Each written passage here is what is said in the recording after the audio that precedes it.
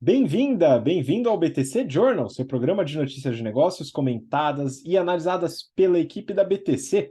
Meu nome é Gustavo Habib, eu sou instrutor de negociação e comunicação, e no episódio de hoje, dia 1º de dezembro de 2022, o ano está acabando, pessoal, só mais um pouquinho, segura um pouquinho, daqui a pouco tem festas aí, eu já sei que vocês não fazem mais nada, mas tudo bem, né? Enfim, nesse episódio a gente vai falar sobre varejo Black Friday com Mercado Livre e Shopify. Vamos falar também sobre publicidade digital com BR Media e Taboola, sendo adquirida pelo Yahoo.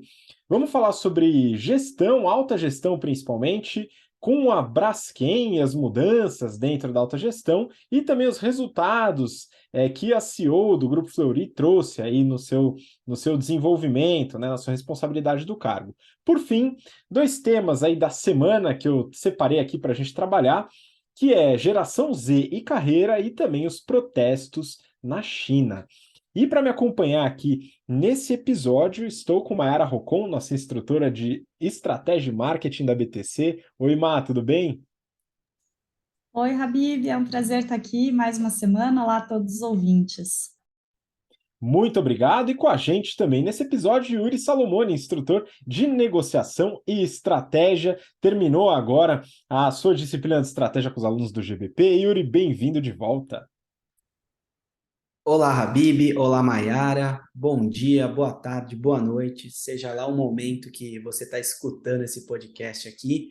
Sejam todos bem-vindos e um beijo especial aí para a turma 102, que recentemente acabei aí o módulo de estratégia com bastante prazer. Gostei muito de lecionar essa matéria para essa turma e que venham as próximas, Habibs.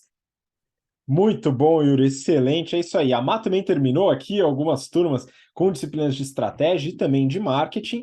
E eu vou começar a trabalhar com o pessoal, a Mayara também, na semana que vem. Na verdade, este sábado já começa com a disciplina de Problem Solving lá no General Business Program, onde a gente pega todo aquele conhecimento que foi trabalhado lá em análise financeira, finanças corporativas e valuation, estratégia, marketing, negociação, comunicação, tudo, e trabalha em casos realmente complexos de negócios, hein, pessoal? Então é mão na massa, são casos reais sendo trabalhados e bem difíceis, hein? Mas o pessoal consegue fazer, e a gente sabe que a galera se esforçou bastante ao longo do semestre. E você que está ouvindo a gente e ainda não é nossa aluna ou nosso aluno, tá esperando o quê, hein? Vem para a turma do primeiro semestre de 2023. A gente está com inscrições abertas e um desconto especial até o dia 4, hein? Hoje é dia 1º, até o dia 4, você pode participar tanto do General Business Program, você que está entrando no mercado de trabalho, como do Strategy and Finance Program, para você que já tem mais experiência, gestão de times, né? Lidera equipes, lidera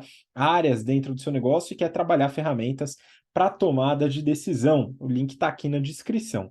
E claro, a gente está chegando perto do Natal e a gente tem que pensar em presentes para a gente e também para os outros aí, nossos familiares, amigos queridos, pessoal que faz amigo secreto.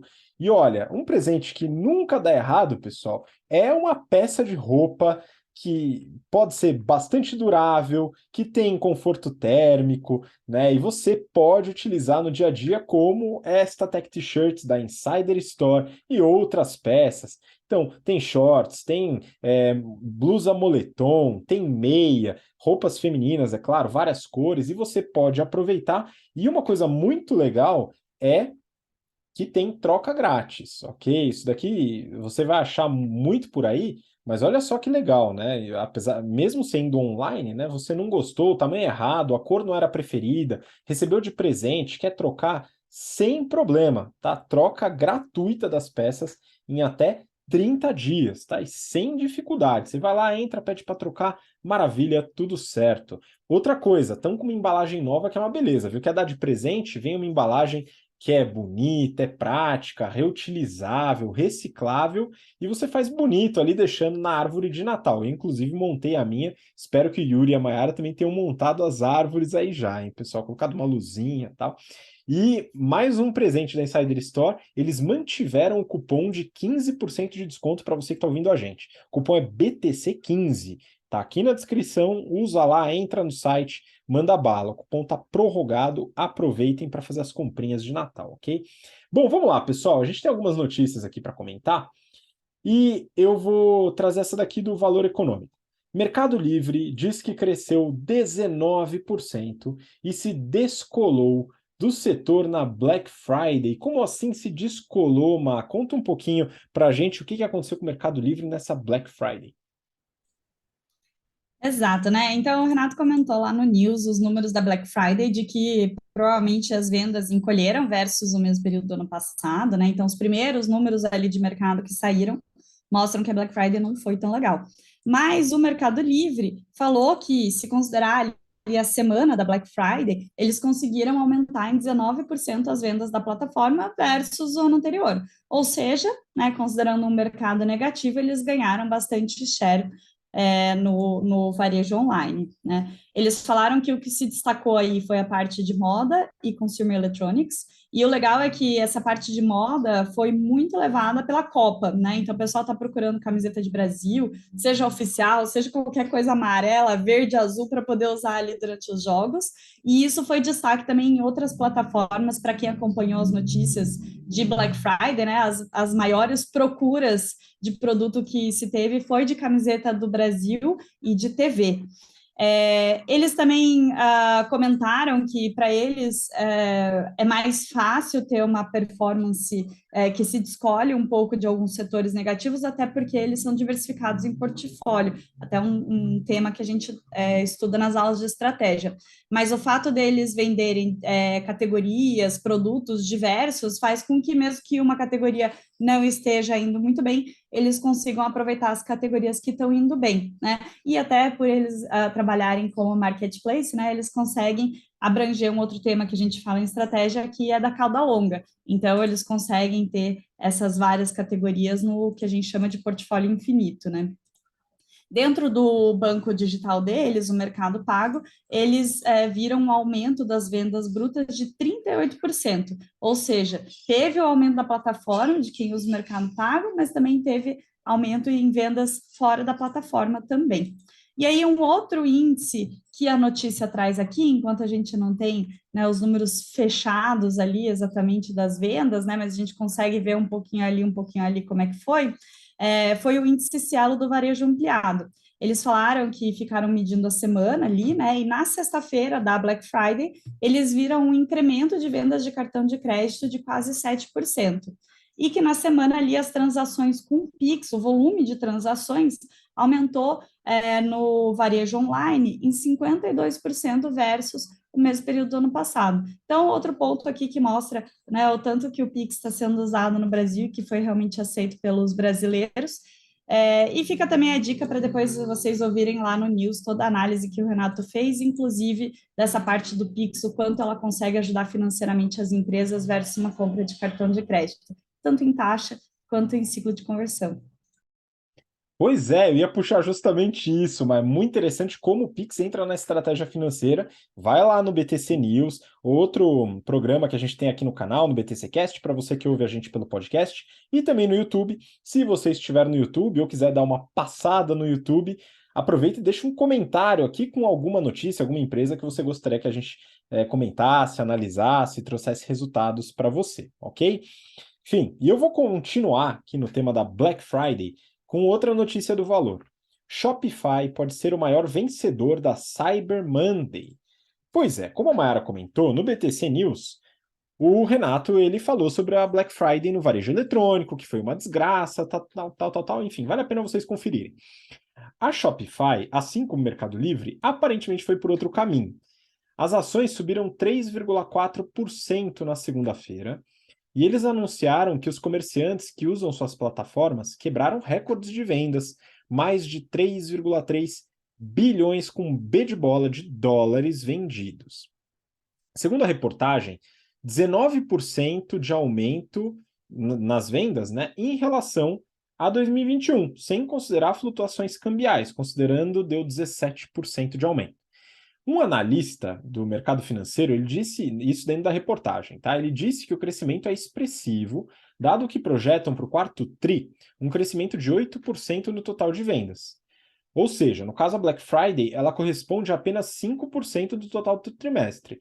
Mas parece que é um bom caminho. 5%, eu fiquei até, conversei com o pessoal aqui antes da gente começar, que eu fiquei até surpreso, achei que era mais. Mas pensando bem, para um dia do trimestre, é razoavelmente representativo. Nos próximos dias, a Shopify ela vai comentar também os resultados da Cyber Monday, que é a raspa do tacho da Black Friday. Enquanto isso, vamos dar uma olhada nos resultados divulgados para conhecer um pouco mais da empresa. Só antes de entrar nos resultados, né, eu acho impressionante, a Mayara comentou do Mercado Livre, né, como o Mercado Livre conseguiu entrar com uma estratégia de crescimento no Brasil com tudo, né, de forma mais interessante do que a Amazon. Então, nada como uma empresa argentina dando um pau numa empresa americana, hein, pessoal? Olha que beleza, entrando no Brasil com tudo, mas acertou realmente a estratégia no Brasil. Muito bom, parabéns aí ao time do Mercado Livre, né? O André que está ali na vice-presidência de estratégia, né? Então, parabéns pelo trabalho, hein, pessoal? Mas voltando aqui à Shopify. Eu peguei, pessoal, o consolidado dos últimos 9 meses, o último resultado que eles divulgaram. Eles tiveram uma receita de 3,8 bi, quase 3,9 bi de dólares. Sendo que 1 bi, pouquinho, quase 1 bi, ponto 1, é da parte que eles chamam de subscriptions. O que são as subscriptions? São soluções para quem tem uma marca, para quem tem uma empresa e quer montar o seu próprio e-commerce. Quer montar a sua lojinha, tal. Ela pega a estrutura da Shopify, o white label, cria sua loja, põe seu logo, põe suas cores, põe seus produtos, faz gestão de estoque, etc, etc, e paga uma mensalidade, uma inscrição. Legal. Eles têm quase 2,8 bi em o que eles chamam de Merchant Solutions, né? Soluções de mercado, de vendas, enfim. Você vende produtos através das plataformas da Shopify, que conectam também com marketplaces. Então, se você não tem uma marca, mas você quer vender seus produtos, ou você quer revender outros produtos, enfim, você traz produtos do exterior e quer revender, enfim, preferencialmente de forma legal, né? Você utiliza a estrutura da Shopify para isso, é ali que eles, de fato, têm um volume maior. Agora vamos lá, legal. A receita ela cresceu quase 20% em relação aos 9 meses de 2021. Vamos para as despesas. Marketing. Gastaram 930 milhões de dólares, um aumento de 50% em relação ao mesmo período do ano anterior. Será que precisa de tudo isso? A receita subiu 20% no período. Vamos pensar. Pesquisa e desenvolvimento. Gastou 1 bi, aumentou 83% em relação ao mesmo período do ano anterior. Precisa de tudo isso? Enfim, P&D eu costumo julgar muito, tá, pessoal? Mas, enfim, acho bastante aqui, bem considerável. Agora, despesas gerais administrativas aumentar 80% para quase 500 milhões, aqui eu tenho certeza que não precisa, hein? E por que eu estou enchendo o saco com as despesas? Porque, pessoal, o Shopify teve um lucro operacional em 2021, nos primeiros 9 meses, de 254 milhões, para uma receita de 3,2 bi. Hoje, nesse resultado dos 9 meses de 22, ela teve um prejuízo operacional de 630 milhões, ou seja, ela já estava lucrando, agora teve um prejuízo devido ao aumento das despesas. Tá? Eu não sei se isso era necessário, as despesas aumentaram muito mais do que a receita aumentou. Aí a gente vai para a despesa financeira, é praticamente irrelevante, vai 40 milhões de dólares, muito pouco em relação ao resultado da empresa, porque ela tem pouca dívida mesmo, ela de fato se financiou muito através de equity. E aí a gente vê isso na próxima linha do DRE, que eles divulgaram, que são as perdas não realizadas em ativos e investimentos. Olha só que curioso, nos primeiros 9 meses de 21, ela teve um resultado positivo nessa linha de 3,6 bi, mais que a receita, hein? E em 2022, uma perda de 3 bi.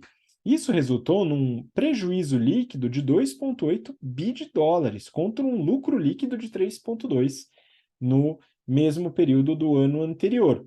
Aqui vale ressaltar que essas variações elas não têm efeito caixa, tá? Elas afetam o resultado final e é uma forma de visualizar como o capital próprio também pode afetar o resultado da empresa, tá? Isso aqui também, enfim, varia de empresa para empresa, mas como eu falei, não tem efeito caixa.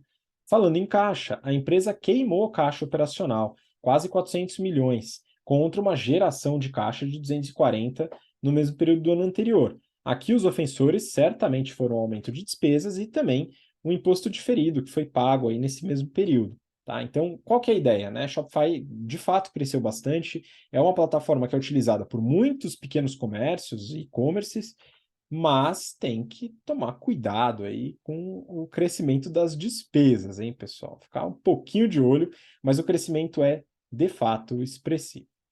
Bom, vamos seguir, pessoal. Próxima notícia, agora falando um pouquinho sobre publicidade digital. Eu peguei aqui do Brasil Journal. O título é BR Media, o broker dos influenciadores, levanta 105 milhões de reais. E eu queria que a Mayara comentasse um pouco sobre esta notícia. Vamos lá. Então, para conhecer a BR Media aqui, fazer uma breve apresentação.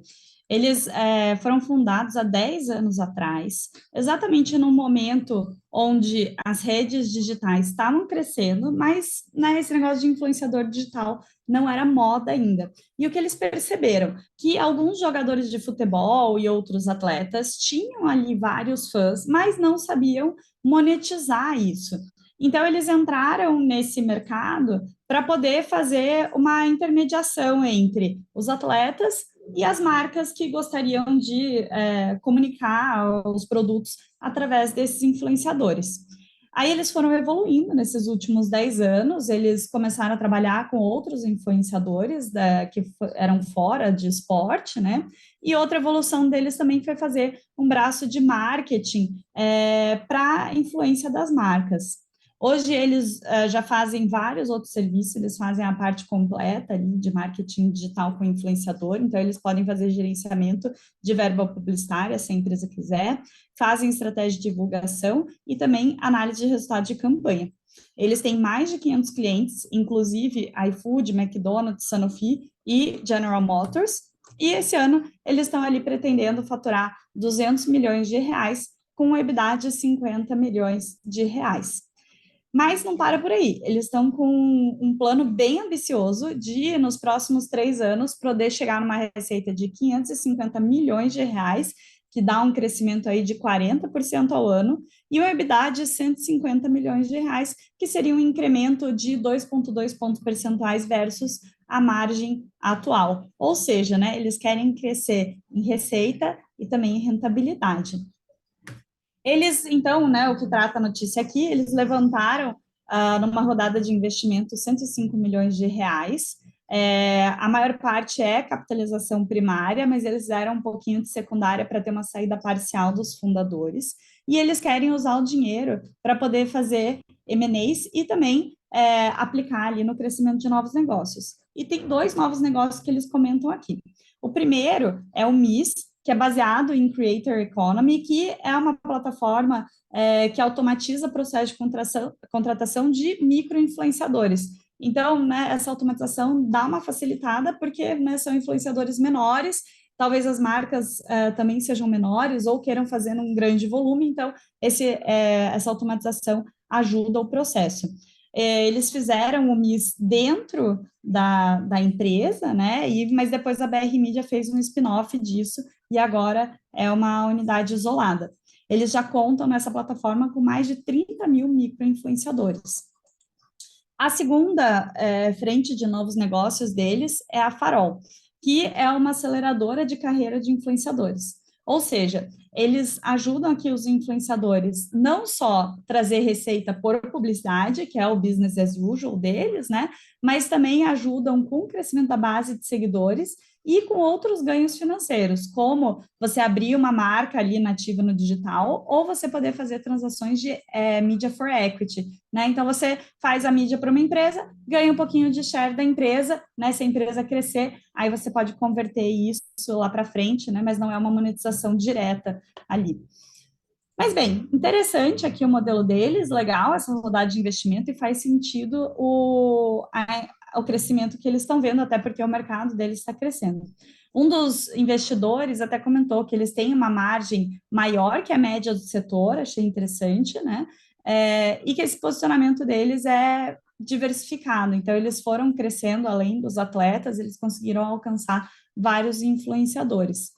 Legal que eles estão também num nicho ali que eles conseguem juntar duas deficiências e resolver o problema das duas partes. Ou seja, é muito complicado para as empresas ter a capilaridade de lidar com influenciadores. Às vezes eles não têm esse know-how em casa, às vezes eles não têm esse braço realmente operacional em casa. E aí eles conseguem resolver esse problema da empresa.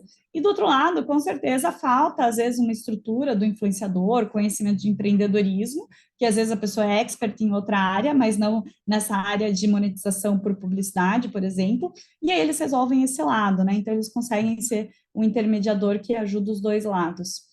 E outra coisa também que eles citam na reportagem, e é também um tema que a gente fala nas nossas aulas de marketing digital, é que, apesar do marketing digital no Brasil já ter crescido bastante, ainda estar crescendo, está ali em torno de 30% do orçamento com publicidade das empresas, quando você olha, por exemplo, os Estados Unidos, isso é entre 50% e 60%. Então, apesar do brasileiro ter bastante tempo de tela, nosso gasto em marketing digital ainda é baixo, ou seja, tem espaço para crescer, né? Então é interessante esse investimento aqui, porque ele está num setor que realmente está crescendo, está prosperando, e se eles são experts em lidar com isso, provavelmente eles vão conseguir faturar bem aí nos próximos anos. Pois é, Mai, eu lembro que a gente já falou de algumas notícias aqui falando do aumento da participação das despesas de marketing relacionada à estratégia de influenciadores e marketing digital, em detrimento, né, de uma redução do aumento, ou até de uma redução mesmo, de anúncios em plataformas tradicionais. Então, influenciadores e micro-influenciadores têm ganhado relevância nas despesas de marketing de grandes companhias e também de pequenas companhias. Então, é uma estratégia que a gente tem que entender. E outra estratégia também mais recente, entre aspas, que a gente tem que entender é de anúncios nativos. E aí eu trouxe essa notícia para o Yuri comentar, do Brasil Journal também. Yahoo compra 25% da Taboola, dobrando a aposta na publicidade digital. Conta um pouquinho para a gente como é que funciona essa estratégia aí, Yuri. Vamos lá, Habib, entender o que é esse negócio aqui. Bom, como você comentou, a Yahoo comprou 25% da Taboola. Para quem não conhece, a Taboola ela é líder de mercado nos chamados anúncios nativos. Já vou explicar o que é isso. Mas comprar uma empresa de anúncios vai um pouco na contramão do mercado, dado que o investimento em anúncios recentemente vem diminuindo. Isso se deve aí à perspectiva de crise, à eventual recessão dos Estados Unidos e tudo que tem acontecido com o mundo, até com essas novas variantes do Covid. Beleza. Vai ser uma parceria de 30 anos, é assim que eles assinaram o contrato, e dá exclusividade à Taboola para explorar esses anúncios nativos. O que são eles? Na verdade, eles simulam notícias e artigos de verdade, mas na verdade por trás está o site ou o jeito que o anunciante vende, e ao clicar eu sou migrado para o site desse anunciante e posso comprar ou não, né?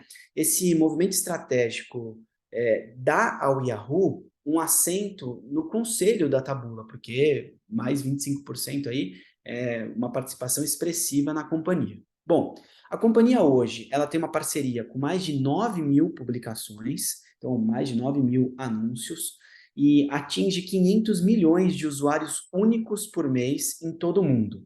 O negócio, ele simula uma notícia ali, um artigo, um assunto específico que muito provavelmente a pessoa que está vendo gosta ou tem interesse, mas na verdade te levam para o site desses anunciantes. O ano passado, Habib, com esse modelo, foi faturado 1,3 bilhões, com B de bola, de dólares, e teve um EBITDA de 180 milhões, com M de Maria, de dólares também. Então, é um EBITDA bastante expressivo. A estimativa sobre o faturamento dessa parceria é algo em torno de 1 bi de dólar a mais entre as duas empresas. Óbvio, eles vão dividir isso entre as participações que lhes cabem. E esse movimento ele ocorre 2 anos depois do que a Taboola foi listada na Bolsa. E aí foi por meio de uma SPAC, né? A gente já falou bastante aqui no BTC Money, a gente já comentou no News e até no Journal o que é uma SPAC, e aí eu não vou me redimir aqui de explicar o que é uma SPAC, mas na época a empresa, ao ser listada na Bolsa, estava avaliada em 2,6 bilhões de dólares, mas hoje ela vale menos do que 500 milhões de dólares. Então, vale aí praticamente um quinto, 20%. O CEO da Yahoo, óbvio, defendendo o seu deal, a sua compra aqui, o Jim Lanzoni, ele disse ao The New York Times que a transação com a Taboola coloca as duas companhias numa boa posição para quando o mercado voltar a crescer. Que o mercado volte logo, né, Habib? Porque possivelmente vai haver uma queima de caixa significativa nessa operação até que o mercado volte, assim como o Jim acredita. É isso. Pois é um risco, né? A gente acaba lidando com uma futurologia importante. Claro que existe uma série de estatísticas e trabalhos de probabilidades que o pessoal analisa, né? Mas acaba sendo um pouco complicado. Mas vamos observar, é um mercado interessante também. E eu vou te contar uma coisa: às vezes eu até fico um pouco chateado de entrar em alguns portais de notícias e ver uma porrada de notícia patrocinada, né? E eu tenho que passar. Eu admito que eu prefiro não lê-las, ok? Mas às vezes eu dou uma chance. Mas eu prefiro as que não são patrocinadas, né? De qualquer forma, a gente vai avaliando, né? Eu vou seguir aqui para o próximo tema. É o seguinte, falando um pouquinho de gestão, alta gestão especificamente, eu peguei essa notícia do Valor Econômico. Braskem, 2 pontos. O que está por trás da saída de Roberto Simões da presidência? Eu queria que a Má comentasse um pouco sobre essa mudança na cadeira alta ali da Braskem. Exato, né? Então, o CEO atual, ele tinha entrado no cargo para poder dar uma arrumada na casa e destravar o valor da empresa, porque já faz muito tempo que a Braskem quer ser vendida e eles nunca conseguem acertar o timing ali, tá desvalorizada em múltiplos em relação às peers do mercado, né? E aí eles falaram, não, agora vai e colocaram esse CEO. E realmente, ele deu uma boa destravada em resultado, ele conseguiu usar as competências da empresa e navegar muito bem nesse último ciclo de alta petroquímica que a gente teve, né? Globalmente, as empresas petroquímicas conseguiram vender bastante, mas ele conseguiu se beneficiar mais ainda, né? Então, a questão de sorte até que o Yuri comentou. E ele entregou no ano passado resultados históricos, conseguiu fazer a distribuição de dividendos histórica, só que tiveram 3 coisinhas que entraram aí no caminho e a Braskem resolveu fazer então essa substituição. Apesar de que, né, quando ele entrou no cargo, os dois falaram que ia ser por um curto espaço de tempo, né? Mas talvez tenha ficado mais curto do que eu esperava. Mas bem, o que foi acontecendo?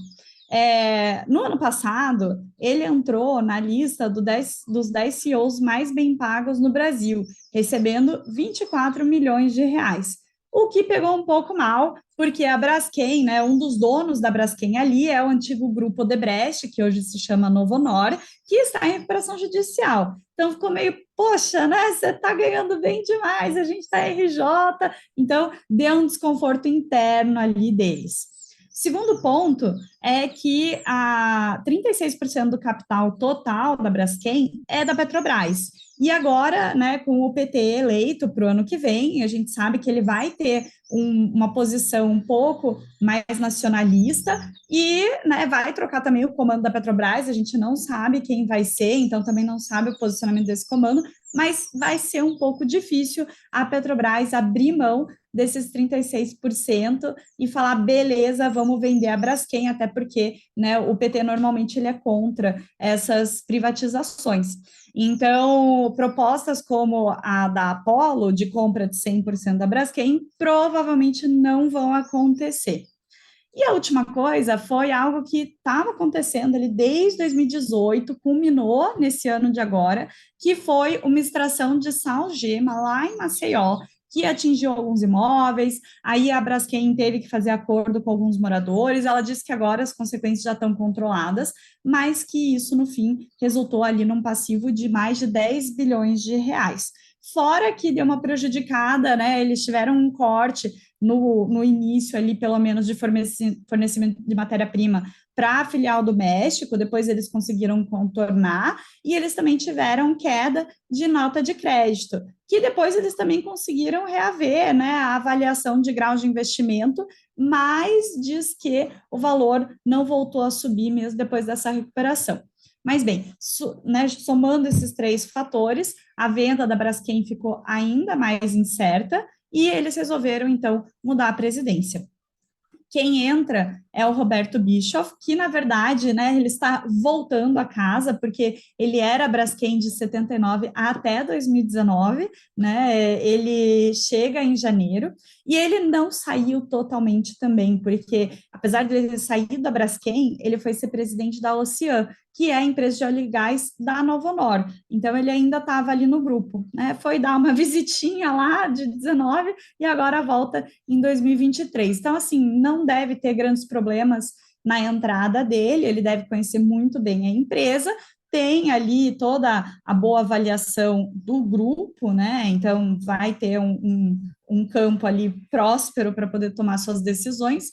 E eles também julgam que o planejamento estratégico que foi feito pelo CEO atual não deve mudar muito, porque, né, afinal, ele pensou, ó, 2023 a gente vai ter uma baixa aí no ciclo petroquímico globalmente, né, para os próximos anos a gente tem que saber sobreviver com isso, então o negócio é otimizar os ativos que a gente tem, gerar caixa para conseguir passar por isso e aproveitar, talvez, esse terreno mais tranquilo para poder crescer em biopolímero e também nos renováveis. Então, ele deve implementar esse plano, além de, óbvio, né, continuar a vontade de destravar valor da empresa para poder tentar fazer uma venda em algum momento.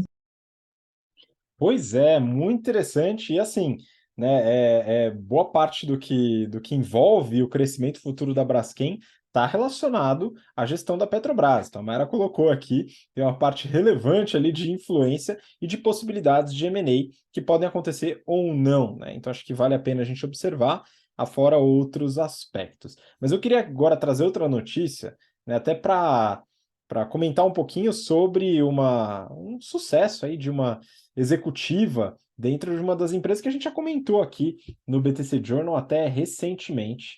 Forbes, CEO do Fleury, faz empresa crescer 30% em meio à crise.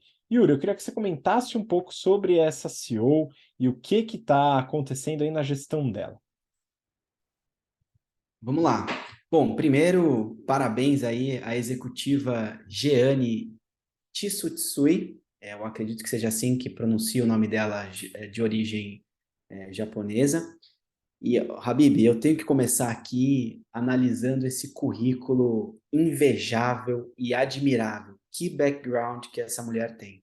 Para começar, formada em medicina na USP de Ribeirão, residência no INCOR de São Paulo, doutorado na Faculdade de Medicina da USP de São Paulo, pós-doutorado na University of Nebraska Medical Center. Trabalhou no Fleury desde 2001 e, ao voltar do pós-doc, foi convidada ali para integrar um grupo e montar uma equipe de pesquisa. Ela atuou como gerente e diretora de P&D, de Pesquisa em Desenvolvimento. Aí, não bastasse toda essa formação, fez MBA na FIA, além de programas executivos em Wharton, MIT e Harvard. Bom, só isso que ela tem de estudo e de formação. Que currículo invejável. E esses daqui, eu fui até olhar o LinkedIn dela para ver se de fato ela fez, né? Porque a gente teve aí anúncio de pessoas a ministérios e afins de pessoas que mentiram no currículo. É tanta formação boa que eu falei, nossa, será que é verdade? E pelas validações que eu fiz aqui, sim, é uma verdade. Admirável, parabéns aqui por todo esse background. Bom, ela assumiu como CEO desde abril de 2021, então ela está indo aí para terminar o segundo ano como CEO, e apresentou um crescimento de 30% e lançou mais de 430 novos produtos e serviços. E na maioria dos casos foram relacionados com inovação e tecnologia. Então, a gente ensina aqui nas aulas da BTC, na estratégia empresarial, a questão da teoria do long tail, né? Então, poxa, aqui ela deve ter lançado vários produtos que são nichos para tentar transformá-los em hits. Beleza. E aí é isso que eu chamo de sorte, né? Que é a preparação mais a oportunidade. Então, sucesso, de acordo com ela, é você ir de fracasso em fracasso sem perder o entusiasmo. Então, imagine quantos problemas ela não deve ter tido na carreira para chegar onde ela chegou. Mas para que esse resultado acontecesse, ela focou em três grandes pilares. Eu vou analisar cada um dos três. O primeiro deles, medicina diagnóstica. Então, você identificar doenças em estágios preliminares ou até mesmo, de alguma forma, antecipar possíveis tendências a ter determinadas doenças para você ou mudar os hábitos da sua vida ou, de repente, tomar algum remédio que possa te ajudar. O segundo, ela expandiu para novos serviços.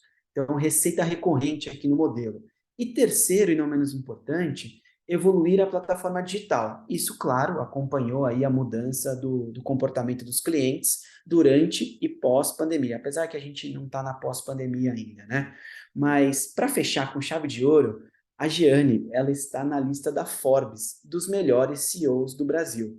Será um prazer conhecer essa mulher, espero um dia encontrá-la no mercado corporativo, mas estou admirado com a história, com todo esse desenvolvimento e que tenhamos mais mulheres liderando grandes empresas, tal qual a Giane lidera o Fleury, Habib. Pois é, e vou te falar que é muito interessante quando a gente recebe alunas, alunos que são da área da saúde, pessoal que estudou medicina, que estudou odontologia, enfim, as mais diversas áreas, realizando nossos cursos para buscar esse conhecimento em business, que a CEO do Fleury viu isso, enfim, ao longo da carreira, a importância, fez MBA, fez vários cursos fora, e de fato isso tem uma relevância muito grande, né? E eu acho que até esse desenvolvimento dela, que é uma pessoa talvez de uma geração anterior à minha, eventualmente, eu não sei qual a idade dela, ou talvez da mesma geração, o quanto ela estudou e ela falou nessa frase de erro em erro, né? Você vai aprendendo, enfim, você comentou alguma coisa semelhante, né? Mas a gente vai para a próxima notícia, que eu acho que é uma discussão interessante para a gente fazer aqui. Falar um pouquinho de carreira, né? Dentro dos temas da semana. Essa é a primeira notícia que eu vou querer que o Yuri comente um pouquinho com a gente. Da Forbes. A geração que não quer o topo? O que jovens de hoje buscam na carreira? Aqui, Yuri, acho que vale essa discussão falando da geração Z, né? Então, eu queria que você comentasse um pouquinho sobre essa geração e o que diz essa reportagem, os especialistas buscados em relação ao que eles querem de fato da carreira, né? Eles que talvez conversem aí com muitos de vocês que estão ouvindo a gente agora. Vamos lá, Habib. Então, vamos focar um pouco aqui na análise dessa famosa geração Z e a relação dela com suas respectivas carreiras, corporativas ou não.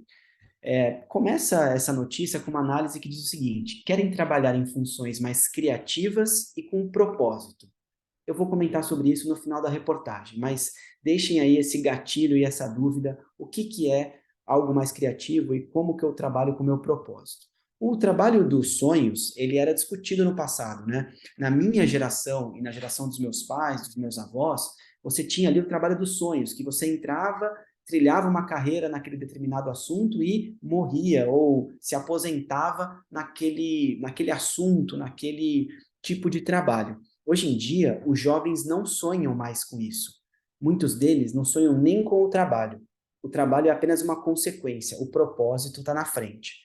A geração Z, que é a nascida entre 97 e 2012, que é a última geração a entrar no mercado de trabalho, trouxe um novo conjunto de prioridades, como flexibilidade e diversidade. Além disso, de acordo com Gorek Neg, que é um consultor de carreira de Harvard, e ele é autor do livro The Unspoken Rules, que, tradução livre aqui, as regras não ditas. Então, nem sempre, galera, principalmente a geração Z, vão ser claros e objetivos com você e dizer como o mercado corporativo de fato é e como que ele opera. Você vai descobrir com a sua própria prática.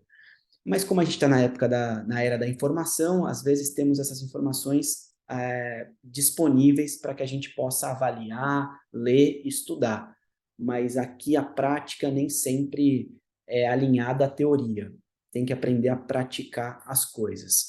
Mas vamos lá, o Gorek, ele fez uma análise, fez um estudo, uma pesquisa, e sobre a geração Z no trabalho, ele levantou 4 pontos. Primeiro, essa geração se sente sobrecarregada, principalmente por traumas e incertezas. Isso, claro, porque as incertezas causadas pela pandemia, na iminência dessa geração entrar no mercado de trabalho, foi exorbitante. Para todos nós, para qualquer pessoa, trouxe incerteza e trouxe traumas. Perdemos gente próxima, familiares, amigos e afins, pessoas importantes faleceram por causa da pandemia.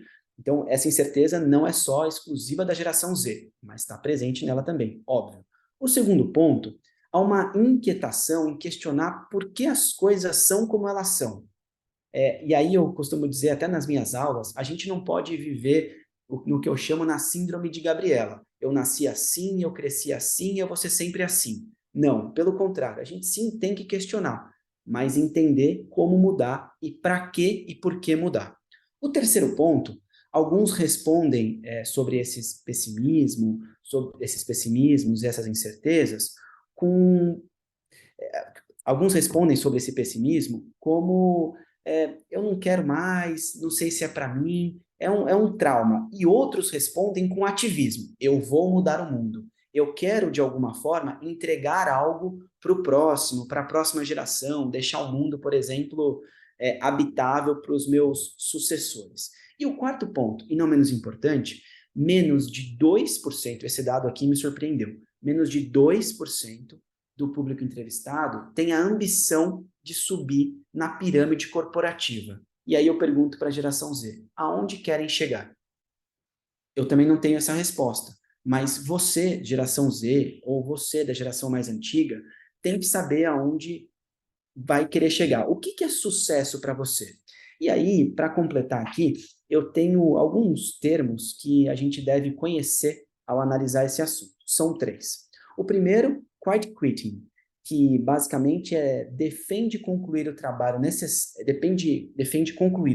necessário sem assumir tarefas para além dele. Ou seja, só vou fazer o que foi dito para eu fazer. Nada além disso. Não vou me esforçar 1 minuto a mais para fazer além do que me foi pedido.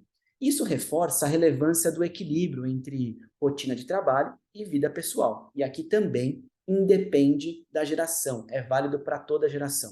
A geração dos meus pais, a minha geração, abriu mão de algumas partes da vida, da juventude, de sair, de curtir, de viajar, para trabalhar, para estudar e para se formar. Eu acredito que o Habib e a Mayara também vão comentar sobre isso, mas eu sou da geração que cheguei a trabalhar 14, 15 horas por dia. Se isso é bom ou se é ruim, cada um tem o seu resultado. Eu não vou aqui julgar se isso está certo ou se está errado. O segundo termo que eu gostaria de mostrar para vocês é o acting your wage, que basicamente é trabalhar com esforço proporcional ao seu trabalho. Eu sou pago X reais por mês para entregar este trabalho. Se eu entregar mais, eu tenho que ganhar mais. E aqui tem que ter um pouco de cuidado com a inquietude. Eu quero ser promovido, eu quero ganhar mais, tenho 3 meses de empresa, já peço aumento para a pessoa que me lidera. Cuidado com esse tipo de coisa. Primeiro você tem que se provar para aí sim cobrar pelo seu trabalho. E o terceiro, que para cada quiet quitting, que foi o primeiro que eu expliquei aqui, que é defender e concluir o trabalho só o necessário, eu tenho um quietly hustling, que é basicamente uma pessoa trabalhando silenciosamente. Então, para cada pessoa que só está fazendo o que ela foi destinada a fazer, tem uma pessoa se esforçando, batalhando, muito provavelmente silenciosamente, pouca gente vendo. Mas nesse caso, você pode ganhar o seu trabalho, ganhar o seu dinheiro, o seu salário, fazendo só o necessário. Mas enquanto houver outras pessoas ou outra pessoa demonstrando mais compromisso, mais engajamento, mais horas de dedicação, mais formação, fazendo cursos, como os da BTC, estudando ou aprendendo mais, isso você pode ter certeza, ela será escolhida em relação a alguma promoção, em relação a alguma tarefa importante, porque ela é mais comprometida. O mundo está mudando, mas até ele mudar, tem uma frase que eu aprendi, inclusive assistindo uma aula do nosso colega de bancada aqui, o Renato Aracaki: a geração que te contrata ainda é a geração mais antiga. Então, até você entrar na empresa e provar e trabalhar com o seu propósito, você tem que estar alinhado com a empresa. Mas vamos lá, vamos ser prático. A gente da BTC surgiu para aplicar os conceitos, sejam eles de marketing, de estratégia, de soft skills. Nós, do mercado corporativo aqui, com experiências no mercado corporativo, trazemos para vocês a prática. Como podemos ser práticos? Como os líderes podem atrair e reter os talentos da geração Z? Eu separei 3 assuntos, 3 argumentos aqui, tá, Habib? O primeiro, alinha as expectativas. De novo, o que é sucesso para você? O que define sucesso para você? E aí sim, você alinha isso com o lugar com o qual para o qual você vai prestar trabalho, serviço, ou para a empresa que você vai empreender. Segundo, pergunte e seja um ouvinte ativo. Principalmente você da geração mais velha, eu me incluo nela, quando você conversa com alguém da geração Z, pergunte, mas entenda o que o jovem está querendo te dizer, para, de novo, alinhar as expectativas, isso linkando com o item 1. E o terceiro ponto, para finalizar, saiba ouvir. O ouvinte ativo, ele tem principalmente saber as necessidades dos seus funcionários. Eu trabalhei em startup, eu tenho muito conhecimento de startup, e aí, por um tempo, o legal da startup, a necessidade era ter uma mesa de ping-pong, ou ter uma geladeira de cerveja, ou, de repente, ter uma mesinha de doce. De fato, isso é importante para o colaborador? O que o colaborador quer hoje? Você tem que fazer uma pesquisa, você tem que ver o que a maioria quer, para respeitar a tudo e todos, e, de forma inteligente, proporcionar ao seu colaborador aquilo que de fato ele quer. E, às vezes, não é uma mesa de ping-pong. Pois é. Bom, já que você pediu um pitaco meu e da Má também, que depois eu vou passar a bola para ela se virar nos 30, eu acho que um ponto relevante é o seguinte. Uma coisa que eu gosto muito no GBP, por exemplo, no curso que a gente ministra, fazendo uma bela autopropaganda aqui, é que a experiência diversa dos instrutores e também dos alunos contribui para que o pessoal consiga colher informações relevantes de diversos mercados, e isso ajuda a gente a responder essa pergunta que a gente faz na primeira aula do General Business Program, e você sabe muito bem disso, Yuri, porque você faz essa pergunta, que é justamente entender e avaliar e filosofar sobre essa questão do que é sucesso para você, pessoal ou profissionalmente. Tá? Acho que esse é um ponto. O segundo ponto é a tentativa e erro, né? Até porque eu, ao longo dos últimos anos, né, eu trabalho há um pouco mais de 10 anos, e ao longo desses 10 anos, um pouquinho mais, eu já achei muita coisa e vim a me enganar ao trabalhar em determinadas áreas. Né? Eu tinha certeza que eu queria uma carreira na indústria, né? Até o momento que eu sabia que eu não queria mais. Eu tinha certeza que eu queria uma carreira em consultoria, até o momento que eu sabia que eu não queria mais, assim por diante. Né? Então eu acabei testando muito. Né? E isso eu acho que é relevante aí passar para o pessoal que o teste ele vale a pena. Má, quer colocar algum ponto em relação a essa notícia? Eu acho que vocês já comentaram bastante e acho que as escolhas de carreira partem de cada um, né? E que bom que tem gente que sabe o que quer da vida e reprioriza, né? Então, eu acho que cada um tem que fazer as suas escolhas mesmo e priorizar os objetivos de vida. É isso aí. Uma coisa interessante que essa geração talvez tenha fortalecido é justamente a capacidade de escolha, tá? Acho que isso é bem relevante. Vamos seguir, pessoal, para a última notícia do BTC Journal desta semana. Peguei aqui do Valor Econômico. Como os protestos contra a política de Covid-0 na China podem ajudar as ações. Pois é, por ações aqui, eu acredito que o autor considerou aqui as ações relacionadas ao mercado financeiro, né? Apesar de ficar um pouco dúbio aqui até na reportagem. Enfim, como você muito provavelmente acompanhou, né, eu acredito que tenha acompanhado, está acontecendo alguma coisa na China essa semana. Lá tem bastante gente, então sempre acontece alguma coisa. Enfim, vamos tentar condensar. Nos últimos dias, protestos começaram a aparecer em alguns centros urbanos em diversas regiões da China. Foram vistos em Pequim, Xangai, Chongqing, Guangzhou, e várias outras cidades grandes, principalmente. Cidade grande na China é realmente muito grande. E alguns movimentos também em universidades, como na Universidade de Pequim, por exemplo. Todas elas protestando contra as políticas de Covid-0, que são políticas que já se arrastam há um bom tempo. Isso através de um direcionamento central e de políticas centralizadas. Então, tem o direcionamento do governo chinês em relação a essas políticas e tem uma série de ações que são locais.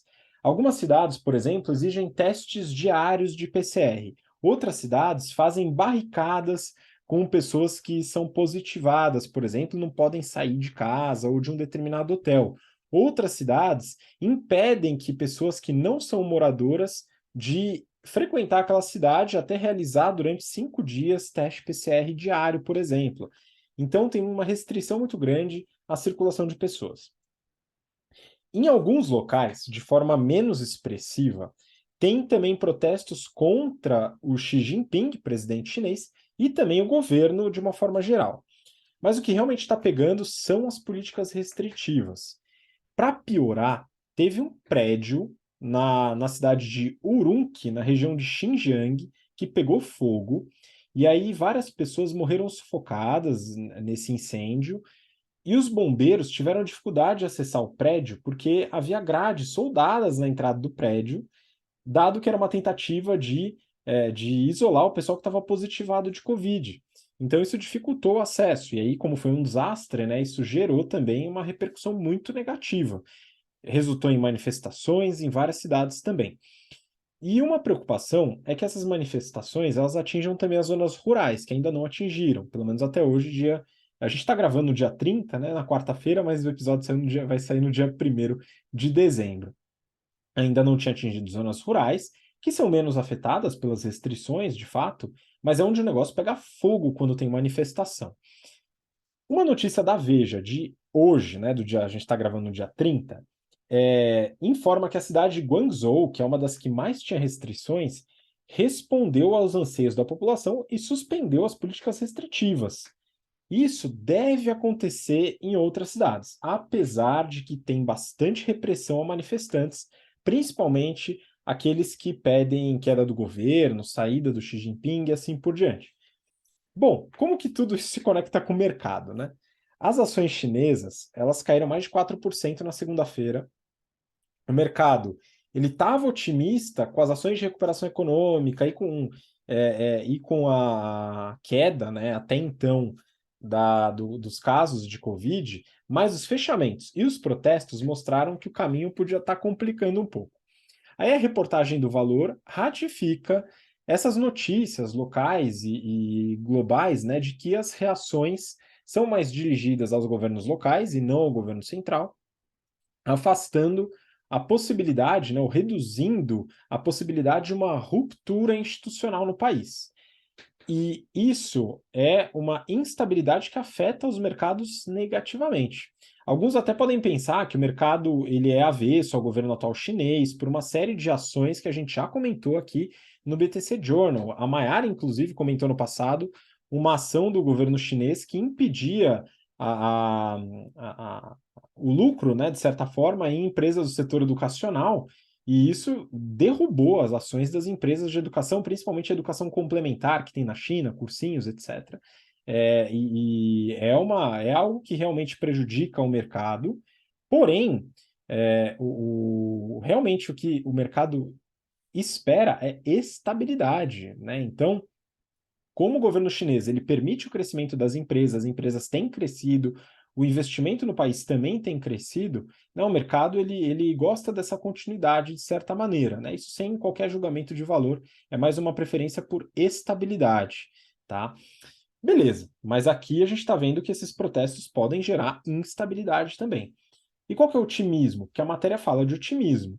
A possibilidade de que o governo central direcione uma mudança nessas políticas restritivas, para evitar que as manifestações se agravem e que isso gere algo pior para o governo, né? Então, o que o mercado vai observar? As novas ações do governo chinês em relação à Covid e também o aumento de casos e a reflexão nas consequências que esses casos vão ter. Se isso, de fato, vai gerar uma série de internações, óbitos e assim por diante, né? Se o governo chinês flexibilizar as restrições, o mercado interno se fortalece, aumenta a demanda de empresas chinesas e estrangeiras, e, ao mesmo tempo, a oferta também cresce, vai reduzir os problemas logísticos, e isso é PIB para todo mundo, né? Então, é uma notícia boa para o mercado. Acredito eu que o caminho do governo chinês vai ser realmente por uma flexibilização, maior ou menor. Aí o quadro da flexibilização eu já não saberia dizer, mas alguma flexibilização, até por essa notícia de hoje, a gente consegue observar que pode ser um caminho, né? Alguns podem argumentar que para demonstrar poder, tal, eles vão seguir uma política de restrição com força policial e tal. Mas numa análise mais fria, dado que o governo ele tem uma aprovação interna razoavelmente alta, apesar da reprovação internacional, a possibilidade de ruptura ou intervenção é muito baixa, e a flexibilização pode fortalecer ainda mais a aprovação do governo, que está em xeque com essas manifestações. Ou seja, é positivo para o governo, em questão de aprovação, a flexibilização das restrições. A questão é o quanto que isso vai resultar em problemas de saúde da população, né? Que a China parece ser bastante avessa a esse tipo de coisa, por isso as políticas altamente restritivas.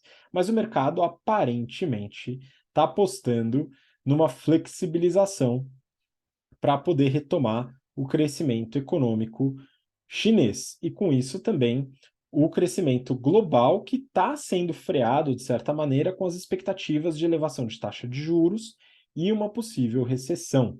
Quem sabe essas manifestações da população chinesa não vão ajudar o resto do mundo a evitar uma recessão, não é verdade? Vamos acompanhar então e ver o que o povo lá consegue para a gente, hein, pessoal?